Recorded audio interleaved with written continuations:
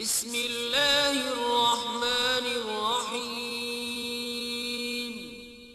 شروع اللہ کے نام سے جو بڑا مہربان نہایت رحم والا ہے۔ یہ ذکر پہلے آ چکا ہے کہ لوط علیہ السلام سیدنا ابراہیم علیہ السلام کے بھتیجے تھے۔ سیدنا لوط علیہ السلام کے باپ کا نام ہاران تھا، جو تاریخ یعنی آزر کے بیٹے تھے۔ اللہ تعالیٰ نے لوط علیہ السلام کا پورے قرآن میں 27 بار ذکر کیا ہے۔ یہ ذکر 14 سورتوں میں متفرق مقام پر آیا ہے۔ آپ کا والد آپ کے بچپن ہی میں فوت ہو گیا تھا، اس لیے آپ نے اپنے دادا آزر کے گھر اپنے چچا ابراہیم علیہ السلام کے ہاں پرورش پائی۔ یہی وجہ ہے کہ ابراہیم علیہ السلام کو ان سے بے حد محبت تھی۔ جس وقت پوری قوم سیدنا ابراہیم علیہ السلام کے خلاف اٹھ کھڑی ہوئی اور انہیں آگ میں ڈالا گیا، اس کٹھن وقت میں صرف لوط علیہ السلام ہی وہ شخصیت تھے جو آپ پر ایمان لا چکے تھے، جیسا کہ اللہ تعالیٰ نے فرمایا ان پر لوط ایمان لے آئے۔ پھر جب ابراہیم علیہ السلام نے ہجرت کی تو لوط علیہ السلام نے بھی ان کے ساتھ ہجرت کی۔ اللہ تعالیٰ فرماتے ہیں اور کہنے لگے کہ میں اپنے رب کی طرف ہجرت کرنے والا ہوں، وہ بڑا ہی غالب اور حکیم ہے۔ اس سے پہلے ہم ذکر کر آئے ہیں کہ جب ابراہیم علیہ السلام مصر سے فلسطین واپس چلے گئے تو آپ نے اپنے بھتیجے لوط کو سدوم بستی کی طرف بھیج دیا۔ یہ بحر مردار کے پاس ایک بستی تھی، تجارتی مرکز اور مسافروں کے لیے آرام کی جگہ تھی۔ یہ کافر قوم تھی، ان میں ایک بھی مومن نہیں تھا۔ اللہ تعالیٰ فرماتے ہیں پس جتنے ایماندار وہاں تھے ہم نے انہیں نکال لیا، اور ہم نے وہاں مسلمانوں کا صرف ایک ہی گھر پایا۔ یہ سب لوگ کافر تھے، لوگوں میں سب سے زیادہ فاسق اور فاجر تھے۔ ان لوگوں نے ایسی برائیاں ایجاد کی کہ ان سے پہلے کائنات میں کسی نے نہ کی تھیں۔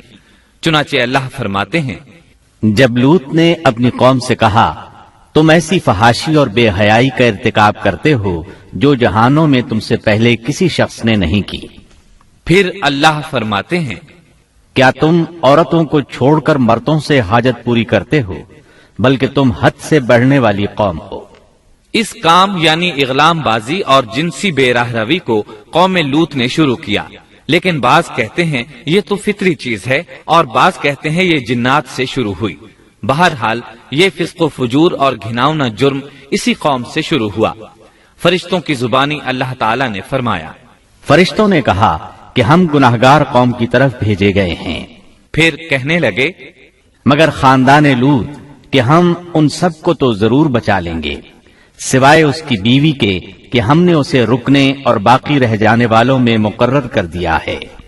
اسی طرح لوط علیہ السلام نے ان سے کہا کیا تم جہان والوں میں سے مردوں کے ساتھ شہوت رانی کرتے ہو، اور تمہاری جن عورتوں کو اللہ نے تمہارا جوڑ بنایا ہے ان کو چھوڑ دیتے ہو، بلکہ تم ہو ہی حد سے گزر جانے والے۔ اللہ تعالیٰ نے قرآن میں کتنے ہی مقامات پر اس گناہ کی برائی اور قباحت بیان فرمائی ہے، اس لیے کہ یہ نہایت سنگین اور گھناؤنا جرم ہے۔ اللہ تعالیٰ فرماتے ہیں اور لوط کا ذکر کر جبکہ اس نے اپنی قوم سے کہا کہ کیا باوجود دیکھنے بھالنے کے پھر بھی تم بدکاری کرتے ہو؟ یہ کیا بات ہے کہ تم عورتوں کو چھوڑ کر مردوں کے پاس شہوت سے آتے ہو؟ حق یہ ہے کہ تم بڑی ہی نادانی کر رہے ہو۔ اللہ تعالیٰ نے اس قوم کی قبیح خصلتوں کا جتنا ذکر کیا ہے کسی اور قوم کا نہیں کیا۔ انہیں کافر، مجرم، جاہل اور حد سے بڑھنے والا کہا گیا، کہیں فضول خرچی کرنے والے اور فاسق کہا گیا۔ یہ تمام برائیاں ان میں موجود تھیں۔ اللہ تعالیٰ فرماتے ہیں اور لوط کو یاد کرو جب انہوں نے اپنی قوم سے کہا تم ایسی فحاشی کرتے ہو کہ تم سے پہلے کسی جہاں والے نے نہیں کی۔ کیا تم مردوں کے پاس بدفعلی کے لیے آتے ہو اور راستوں میں ڈاکے ڈالتے ہو اور مجالس میں نہایت برے کام کرتے ہو؟ یہ لوگ اس قدر خبیث تھے کہ بھری مجلس میں برے برے کام کرتے تھے۔ مثلا سب کی موجودگی میں زوردار آواز کے ساتھ ہوا خارج کرتے، پھر اپنی اس حرکت پر ہنستے۔ غرض یہ کہ برائی کی تمام تر صفات ان میں موجود تھیں۔ لوط علیہ السلام پھر بھی انہیں سمجھاتے رہے، لیکن وہ جھٹلاتے ہی رہے۔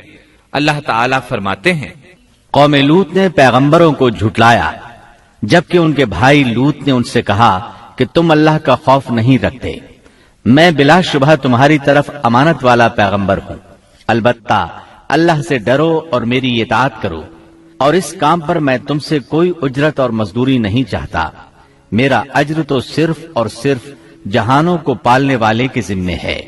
انبیاء کا مشن ہی یہ ہوتا ہے کہ تبلیغ کرتے رہیں، لہٰذا لوط علیہ السلام دعوت دیتے رہے، لیکن دعوت کے نتیجے میں قوم کا رد عمل کیا تھا، اللہ نے اس کا بھی ذکر کیا ہے۔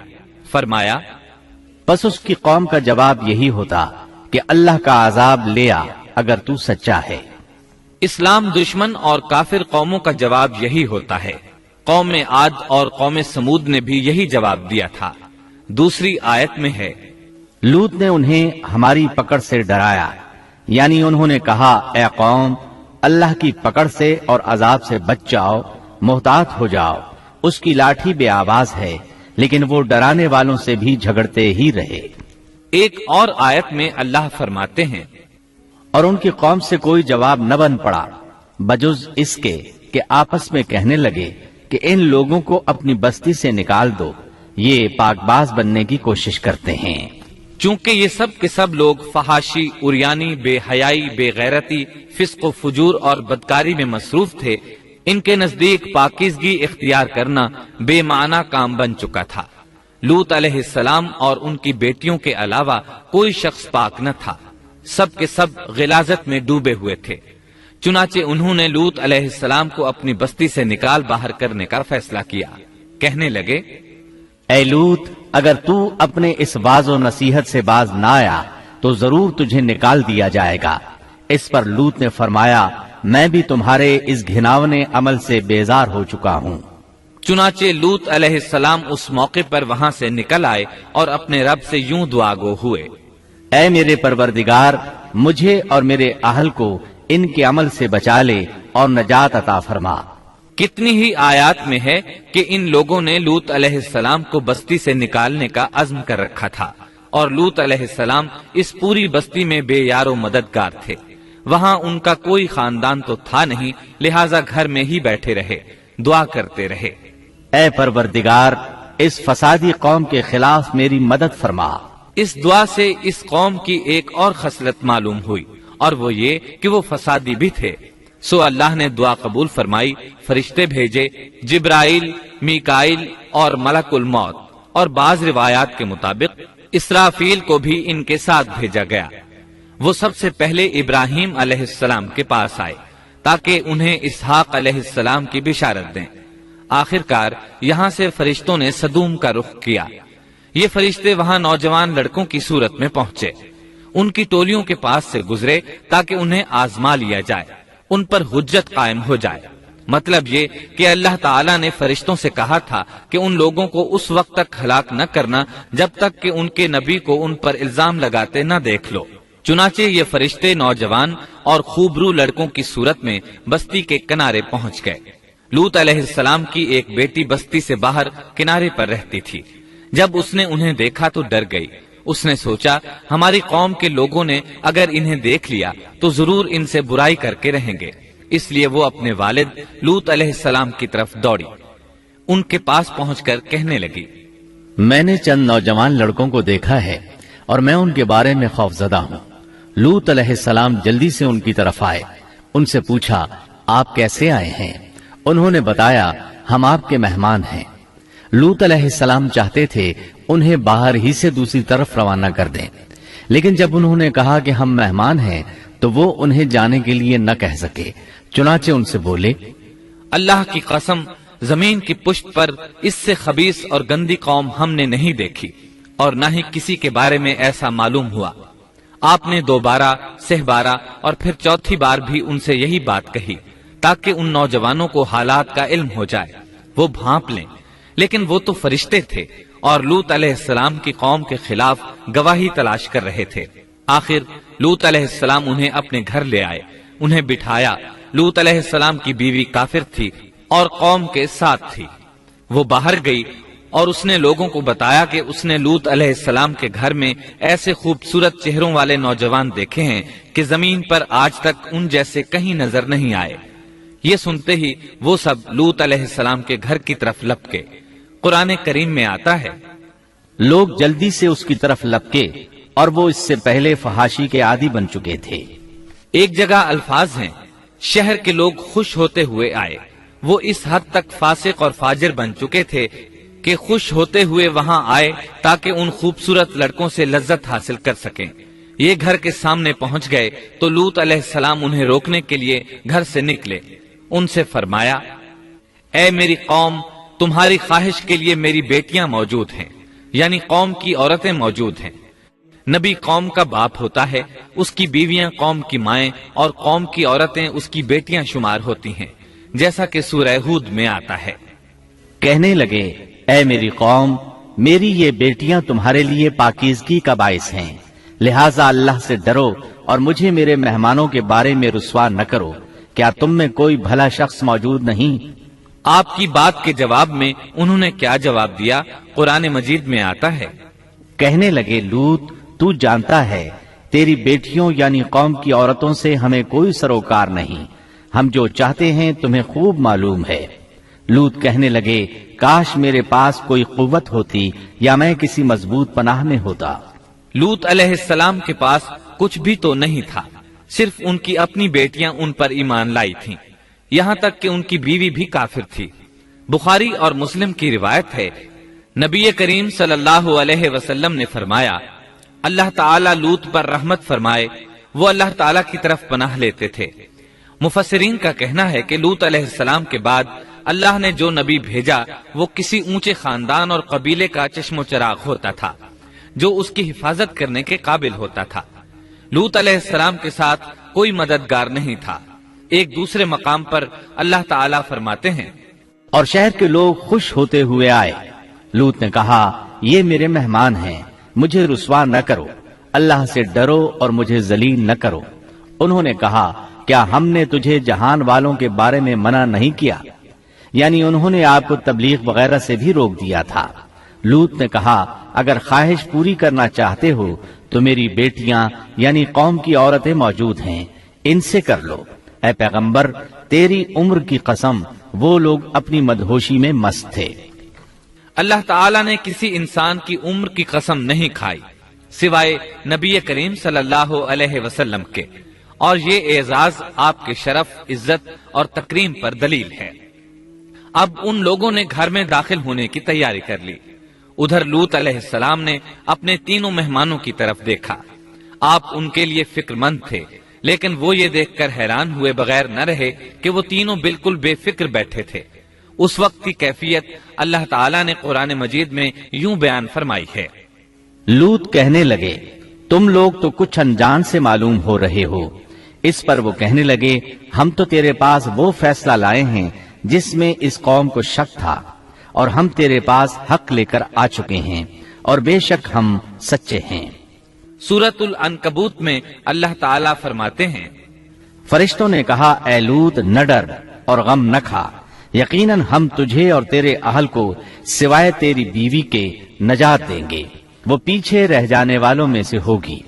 हम इस बस्ती वालों पर इनके गुनाहों के सबब आसमान से अजाब नाजिल करने वाले हैं। उन्होंने ये भी कहा, कहने लगे, ऐ लूत, हम अल्लाह के भेजे हुए फरिश्ते हैं, ये लोग तुझ तक न पहुंच पाएंगे, यानी तुझे तकलीफ नहीं पहुंचा सकेंगे। फिर उनमें से एक शख्स ने अंदर दाखिल होने की कोशिश की। जिब्रील उठे, उन्हें एक ऐसी जरब लगाई कि तमाम के तमाम औंधे हो गए। इस बारे में अल्लाह का फरमान है, उन्होंने लूत को उसके मेहमानों के बारे में फुसलाने की कोशिश की तो हमने उनकी आंखें मिटा डाली। अल्लाह ताला सूरतुल कमर में फरमाते हैं, फ़ज़ूक़ू अज़ाबी व नुज़ुर, बस मेरा आजाब और डराना चखो। वो धमकियां देने लगे और वापस जाते हुए कहने लगे, हम तुझसे कल निबट लेंगे। उन्होंने सजा महसूस भी कर ली, लेकिन फिर भी तौबा न की। उस वक्त फरिश्तों ने कहा, यकीनन उनके वादे का वक्त सुबह का है, और क्या सुबह बिल्कुल करीब नहीं? सुबह तक उन्हें मोहलत मिल गई। फरिश्तों ने कहा, ऐ लूत, अपने आहल को रात के हिस्से में लेकर निकल जा और उनके पीछे पीछे तू चल, और तुम में से कोई पीछे मुड़कर न देखे, और जहां तुम्हें हुक्म हो चले जाओ। और हमने उसे वो फैसला सुना दिया کہ صبح ہوتے ہی اس قوم کی جڑ کاٹ دی جائے گی۔ اسی طرح اللہ تعالی سورۃ الشعراء آیت 170 اور 171 میں فرماتے ہیں، ہم نے اسے اور اس کے تمام اہل کو نجات دی سوائے اس کی بیوی کے جو پیچھے رہنے والوں میں سے تھی۔ سورۃ القمر میں اللہ تعالی فرماتے ہیں، تمام ہلاک ہو گئے سوائے لوط کی آل کے، انہیں ہم نے صبح سحری کے وقت یعنی رات کے آخری حصے میں نجات دی، یہ ہمارا احسان تھا اور اسی طرح ہم شکر گزاروں کو بدلہ دیتے ہیں۔ چنانچہ لوط علیہ السلام نکل کھڑے ہوئے، ان کے ساتھ ان کی صرف 2 بیٹیاں تھیں، وہ بستی سے نکل گئے۔ پھر صبح ہوئی، روشنی پھیلنے لگی تو عذاب آ گیا، اور صبح سویرے ہی انہیں ٹھہرنے والے عذاب نے آ لیا، پس تم میرے عذاب اور ڈرانے کا مزہ چکھو۔ یہ عذاب کیسا تھا؟ جبریل علیہ السلام آئے، اپنا پر زمین کے نیچے داخل کیا، اس مکمل بستی کو اکھیڑا اور آسمان کی طرف اٹھا کر لے گئے۔ کہا جاتا ہے کہ فرشتوں نے اس بستی کے مرغوں کی اذان اور کتوں کے بھونکنے کی آوازیں سنی اور لوگوں نے فرشتوں کی تسبیح سن لی۔ جبریل علیہ السلام نے ایک چیخ ماری، سب بجھی ہوئی آگ کی طرح ہو گئے، پھر مکمل بستی کو پکڑ کر الٹا دیا، ہر ایک کے لیے آسمان میں پتھر تیار تھا، بہرحال اس کو زمین پر دے مارا۔ اللہ تعالیٰ سورہ ہود میں فرماتے ہیں، پس جب ہمارا حکم آیا تو ہم نے اس کا اوپر والا حصہ نیچے کیا اور ان پر کنکریلے پتھر برسائے جو تہ بتہ تھے، تیرے رب کی طرف سے نشاندار تھے اور وہ ان ظالموں سے کچھ دور نہیں تھے۔ سورۃ الحجر میں اللہ فرماتے ہیں، روشنی ہوتے ہی انہیں بڑے زور کی چیخ نے پکڑ لیا، پھر ہم نے اس کا بلند حصہ نیچے کیا اور ان پر کنکر والے پتھر برسائے۔ سورۃ الشعراء میں اللہ فرماتے ہیں، اور ہم نے ان پر ایک خاص قسم کا می برسایا، پس بہت ہی برا می تھا جو ڈرائے گئے ہوئے لوگوں پر برسا۔ یہ ماجرا بھی سراسر عبرت ہے، ان میں سے بھی اکثر مسلمان نہ تھے۔ بے شک تیرا پروردگار وہی ہے غلبے والا، مہربانی والا۔ سورۃ النجم میں اللہ فرماتے ہیں، اور اس نے الٹائی ہوئی بستیاں گرا دی، پھر ان کو اس چیز سے ڈھانپا جس سے بھی ڈھانپا، مطلب یہ کہ ان پر پتھروں کی بارش برسائی، پس تم اپنے رب کی کون کون سی نعمتوں میں جھگڑو گے۔ یہ شخص بھی پہلے ڈرانے والوں کی طرح ایک ڈرانے والا ہے۔ اس طرح یہ بستی سدوم باہر مردار کے علاقے میں تہس نہس ہو گئی اور اس کے آثار و نشانات قیامت تک کے لیے چھوڑ دیے گئے ہیں۔ ان نشانات کو اسی لیے باقی چھوڑا گیا ہے کہ سارا جہان ان کو دیکھ کر عبرت پکڑے، فحاشیوں سے باز آ جائے، خاص طور پر سب سے بڑی فحاشی جو قوم لوط کا عمل تھا اس سے باز آ جائیں۔ سیدنا لوط علیہ السلام کے اس قصے میں قرآن حکیم اور احادیث نبوی سے یہ بات ثابت ہوتی ہے کہ سیدنا لوط علیہ السلام جس قوم کی طرف مبعوث کیے گئے تھے وہ قوم اخلاق کے اعتبار سے بالکل ختم ہو چکی تھی اور اب اس کی اصلاح ناممکن ہو چکی تھی۔ اس قوم نے اپنے جرم کو جرم بھی نہیں سمجھا تھا، عام مقامات پر اعلانیہ بے حیائی کرنا ان کا مشغلہ تھا۔ یہ ایسا عمل تھا جس کی ماضی میں کوئی نظیر نہیں ملتی۔ مردوں کا مردوں سے اختلاط اور عورتوں کا عورتوں سے، یہ ایسا فعل تھا جو جنگل کے وحشی جانور بھی نہیں کرتے۔ یہی وجہ تھی کہ یہ قوم اپنے میں سے کچھ نیک لوگوں کو بھی برداشت نہیں کرتی تھی، وہ انہیں نیکی اور شرافت کی دعوت دیتے تھے، اسی لیے وہ ان کے سخت مخالف ہو گئے تھے۔ قرآن کریم نے اس قوم کے 3 بڑے جرائم کا ذکر کیا ہے، یہ کہ تم مردوں سے بدفعلی کرتے ہو، مسافروں کو لوٹ لیتے ہو، عام مجلسوں میں اعلانیہ فحاشی کرتے ہو۔ ان 3 گناہوں میں سے سب سے پہلا گناہ بدترین گناہ تھا۔ یہ گناہ اس قوم سے پہلے کسی نے نہیں کیا تھا، گویا وہ اس گناہ کو ایجاد کرنے والے تھے، اور یہ گناہ زنا سے بھی زیادہ شدید ہے۔ قرآن کریم اور احادیث کی روح سے اغلام بازی ایک بدترین گناہ ہے۔ احادیث میں اس گناہ کی مختلف سزائیں آئی ہیں۔ ایک روایت میں ہے کہ فاعل اور مفعول دونوں کو قتل کر دو۔ بستی سدوم عذاب کے نزول سے قبل کن حالات سے دوچار تھی، سورۃ الزاریات آیت 35 اور 36 میں یوں بیان ہوا ہے، پھر ہم نے ان سب لوگوں کو نکال لیا جو اس بستی میں مومن تھے، یعنی لوط علیہ السلام اور ان پر ایمان لانے والے، سو ہم نے اس بستی میں سوائے ایک گھر کے مسلمانوں کا کوئی گھر نہ پایا۔ اس کا مطلب ہے وہاں صرف سیدنا لوط علیہ السلام اور ان کا گھرانہ مسلمان تھا، باقی سب گھر کافروں کے تھے۔ اللہ تعالیٰ کسی قوم کی مکمل تباہی کا فیصلہ اس وقت تک نہیں کرتے جب تک کہ اس قوم میں کچھ قابل لحاظ بھلائی موجود ہو، مگر جب قوم کا حال یہ ہو جائے کہ اس میں بھلائی آٹے میں نمک کے برابر بھی باقی نہ رہے، تو ایسی صورت میں اللہ کا قانون یہ ہے کہ نبی اور اس پر ایمان لانے والوں کو اپنی قدرت خاص سے کسی نہ کسی طرح بچا لیا جاتا ہے، اور باقی لوگوں کے ساتھ وہی معاملہ کیا جاتا ہے جو ہوش مند تاجر اپنے ٹوکرے کے گلے سڑے پھلوں کے ساتھ کرتا ہے، اچھے پھل ان میں سے نکال لیتا ہے اور سڑے ہوئے باہر پھینک دیتا ہے۔ عذاب کے بعد اللہ تعالیٰ نے اس شہر کے کھنڈرات کے بارے میں سورۃ الزاریات آیت 37 میں یوں فرمایا ہے، اس عذاب کے بعد ہم نے وہاں بس ایک نشانی ان لوگوں کے لیے چھوڑ دی جو دردناک عذاب سے ڈرتے تھے۔ اس نشانی سے مراد بحیرہ مردار ہے۔ اس کا جنوبی علاقہ آج بھی ایک عظیم تباہی کے آثار پیش کر رہا ہے۔ ماہرین آثار قدیمہ کا خیال ہے کہ قوم لوط کے 5 بڑے شہر شدید زلزلے سے زمین میں دھنس گئے تھے اور ان کے اوپر بحیرہ مردار کا پانی پھیل گیا تھا۔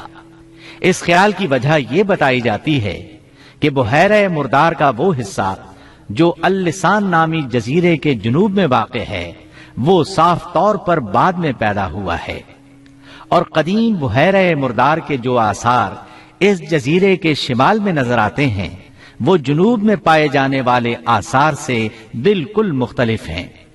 ماہرین آثار قدیمہ نے اس سے یہ بات اخذ کی ہے کہ جنوب کا حصہ پہلے اس بحیرہ کی سطح سے بلند تھا، بعد میں زلزلے سے دھنس کر زمین کے نیچے چلا گیا۔ اس دھنسنے کا زمانہ بھی 2000 برس قبل مسیح کے قریب معلوم ہوتا ہے، اور یہ زمانہ تاریخ کے اعتبار سے سیدنا ابراہیم علیہ السلام اور سیدنا لوط علیہ السلام کا زمانہ ہے۔